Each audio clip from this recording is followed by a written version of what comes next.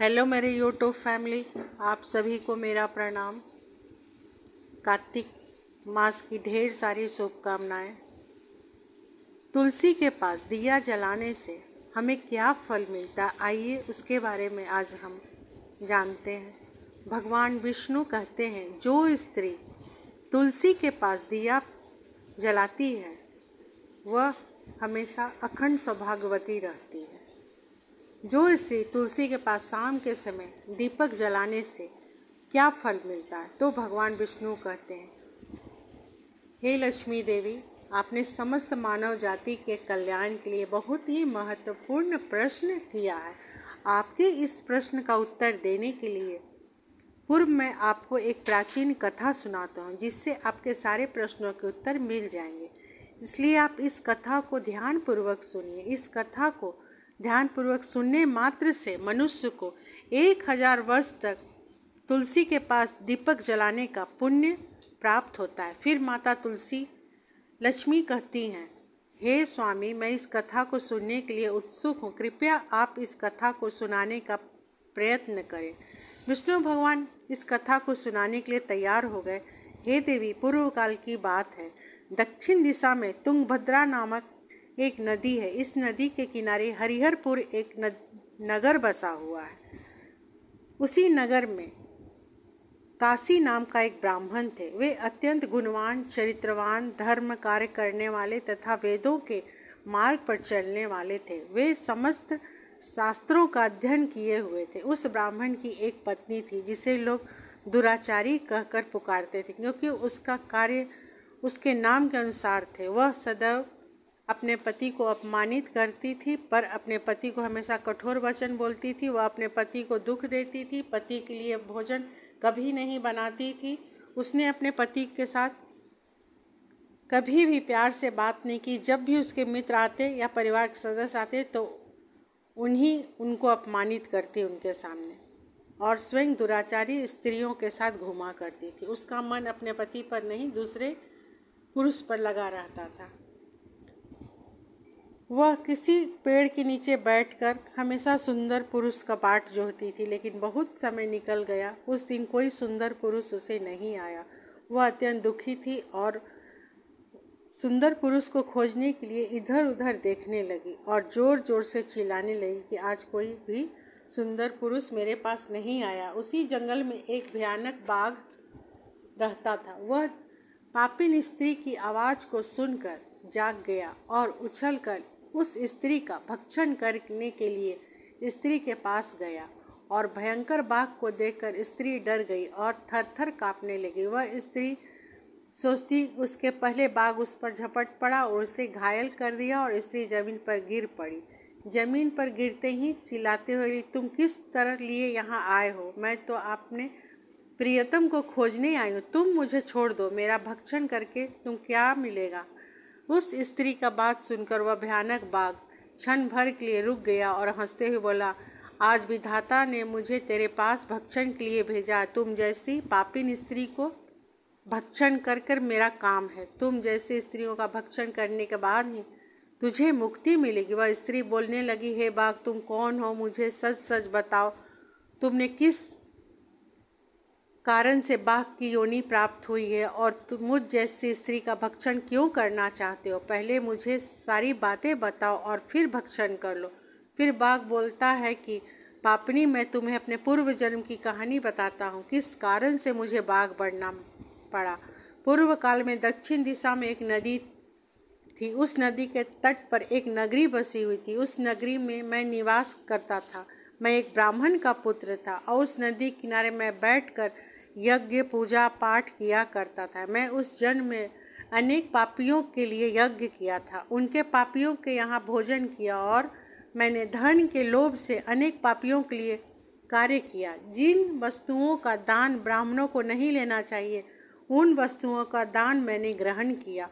मैं दूसरों से धन लेता तथा उन्हें वापस नहीं करता था। इसी प्रकार से मैं पाप करता हुआ कितना साल बिता दिया और मैं बूढ़ा हो गया और मुझे दान लेने की लत कम नहीं हुई। मैं पाप करता गया। फिर एक दिन मैं धन के लोभ से नदी के किनारे गया और धूर्त ब्राह्मणों के साथ मिलकर लोगों को ठग लिया, झूठे मंत्रों से देवी देवताओं का पूजन कराकर बहुत सारा धन ले लिया। उसी स्थान पर एक बीमार कुत्ते ने मेरे पैर को काट लिया और मैं मूर्छित होकर गिर पड़ा।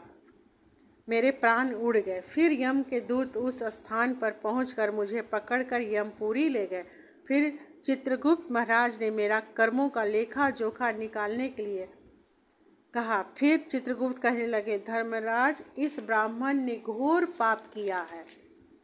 यह पापी ब्राह्मण है। यमराज ने उस पापी को अग्नि में डालकर अनेक वर्षों तक सजा भोगने के लिए छोड़ दिया। उसके बाद उसे बाघ का शरीर प्राप्त हुआ और मैं इस भयानक वन में रहने लगा। और मैं अब अपने पूर्व जन्म के कर्मों को याद करके महात्मा, साधु, सती औरतों का भक्षण नहीं किया, केवल मैं पापी का भक्षण करता हूँ, उल्टा स्त्री का भक्षण करता हूँ ताकि मुझे पाप से मुक्ति मिल जाए। बाघ ने सारी कहानी दुराचारी स्त्री से कह दी और बाघ बोला, मैं तुम्हें देखने से ही तुम दुराचारी स्त्री मालूम पड़ती। तुम अपने पति को छोड़कर इस वन में दूसरे पुरुष को तलाश करने आई है, उल्टा स्त्री, इसलिए तुझे मैं आज अपना ग्रास बनाऊंगा। इतना कहकर उस बाघ ने उस स्त्री के शरीर को पूरा अपने पंजों से टुकड़े टुकड़े कर दिए और उसे खा लिया। फिर उस स्थान पर यम के दूत प्रकट हुए और पापिन स्त्री को उठाकर यमपुरी ले गए। पापिन स्त्री को यमराज के सामने खड़ा किया गया था। चित्रगुप्त महाराज ने इस पापिन स्त्री का लेखा जोखा बोलने के लिए कहा गया। तो चित्रगुप्त महाराज ने बोला, यह स्त्री बहुत ही पापिन है और यह घोर पाप किया है, इसे व्यभिचार किया है, इसने अपने पति की सेवा नहीं की है तथा यम दूतों से उस स्त्री को अग्नि के कुंडों में डालने का आदेश दिया। अनेक वर्षों तक अग्नि कुंड में डाला गया, फिर उस कुंड से निकालकर नरक के में डाला गया। उसे अनेक वर्षों तक अलग अलग करके अलग अलग कर्मों के अनुसार रखा गया और चंडाल के रूप में उसकी उत्पत्ति हुई। फिर एक दिन वह तीर्थ में स्नान करने के लिए उद्देश्य से अनंतपुरा में चली गई और वहाँ एक आश्रम के पास निवास करने लगी। वहाँ आश्रम के पास एक तुलसी का पौधा था। वहाँ पर अन्य स्त्री को तुलसी के पौधे के पास दीपक जला रही थी। यह चंडाल औरत देखी और वह भी तुलसी के पौधे के पास दीपक जला दिया और उसी तरह जिस तरह उसने दीपक जलाया उसी क्षण उसके सीने में दर्द होने के साथ उसकी मृत्यु हो गई। यमराज के दूत उसे लेने आए। ले जाने के लिए तभी विष्णु भगवान के 2 दूत उस स्थान पर आए और बोले, यम के दूत रोक दिए और विष्णु के दूत बोले, इस स्त्री को तुम छोड़ दो, यह स्त्री नरक जाने के योग्य नहीं है। तुम किसके आदेश से यह काम कर रहे हो? तो यम के दूत बोले, हमें यमराज महाराज ने आदेश दिया है, लेकिन आप हमें क्यों रोक रहे हैं? यह स्त्री पापी है, इसे कार्य नरक जाने का किया है। ये धरती पर रहने योग्य नहीं है, यह नरक जाएगी। यह स्त्री शाम में तुलसी के पौधे में दीपक जलाई थी, इसलिए इसके सारे पाप नष्ट हो गए। यह नरक जाने के अधिकारी नहीं, यह स्वर्ग लोक की अधिकारी है। यह सुनकर यमदूतों ने स्त्री को छोड़कर यमलोक लौट गए। यमलोक जाने पर यमदूतों को सारी कहानी सुना दी। फिर भगवान विष्णु के दूतों ने उसे स्वर्ग लोक ले गए। फिर भगवान विष्णु बोलते हैं कि तुलसी के पास सिर्फ दीपक जलाने से मनुष्य का सारा पाप नष्ट हो जाता है। जो स्त्री शाम के समय तुलसी के पौधे के पास दीपक जलाती है वह बहुत सौभाग्यशाली बनती है। उसके पूर्व जन्म के सभी पाप नष्ट हो जाते हैं और उसे सुख समृद्धि प्राप्त होती है। तुलसी के पास दीपक जलाते समय यह मंत्र जरूर उच्चारण करनी चाहिए, ओम तुलसी देव्ये च विद्महे विष्णु प्रियाय च धीमहि तन्नो वृंदा प्रचोदयात्, जिसका हिंदी में अर्थ होता है कि विष्णु प्रिय तुलसी, मैं आपको नमन करती हूँ, आप मुझे उच्च बुद्धि दें।